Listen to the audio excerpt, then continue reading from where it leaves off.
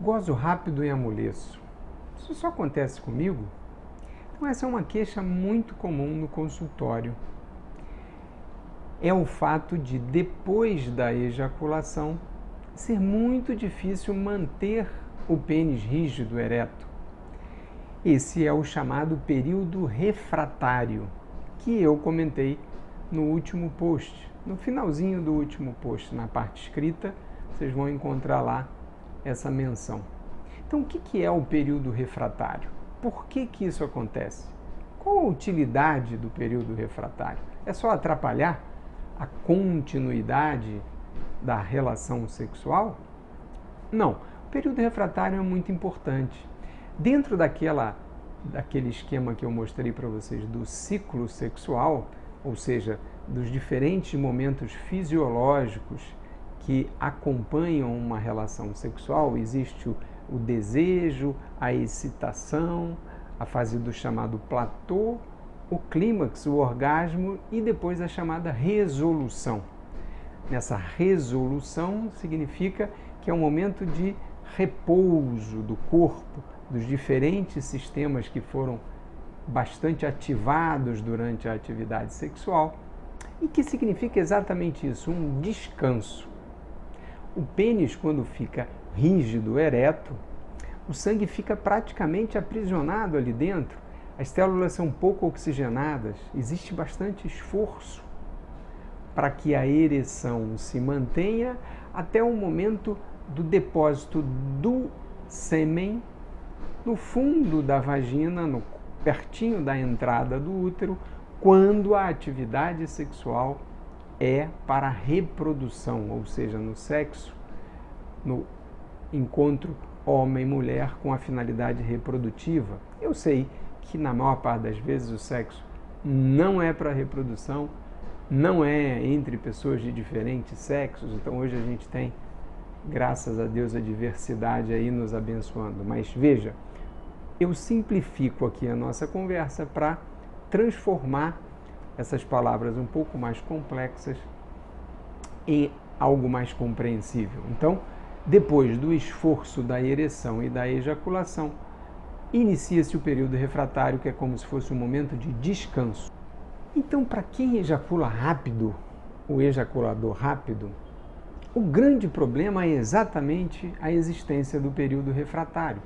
Porque, veja bem, se não existisse essa necessidade do pênis descansar, ele continuasse firme, rígido, e a pessoa com bastante excitação, a atividade sexual, a relação poderia continuar. Mas, como depois da ejaculação há essa necessidade do repouso, e o pênis entra então no estado de flacidez, ele fica mole, aí é o grande problema. Como continuar namorando?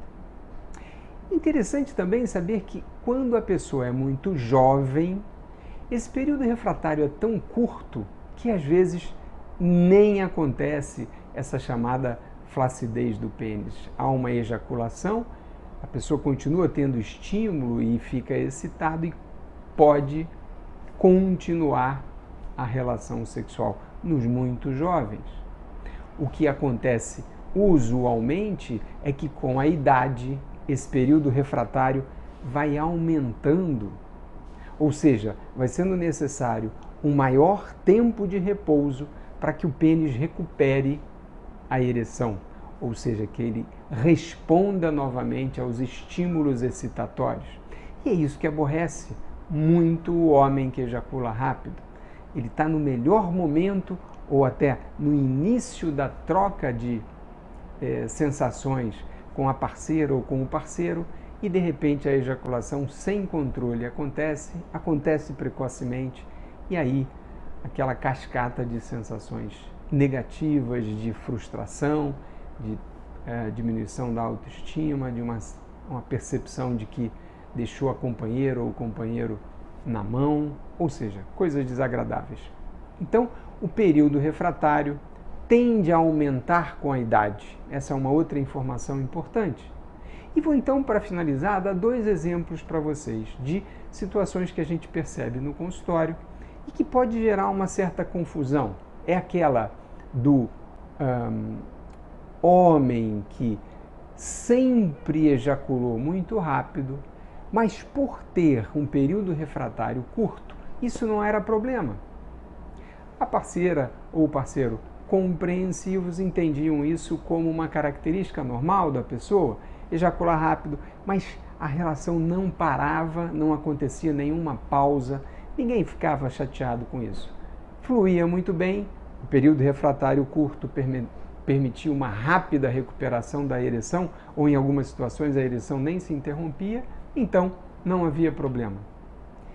Aos 35, 40 anos a situação muda.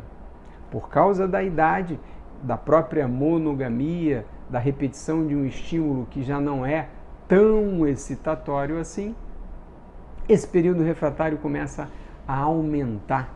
E aí há aquele gap, aquela interrupção, aquele intervalo depois da primeira ejaculação.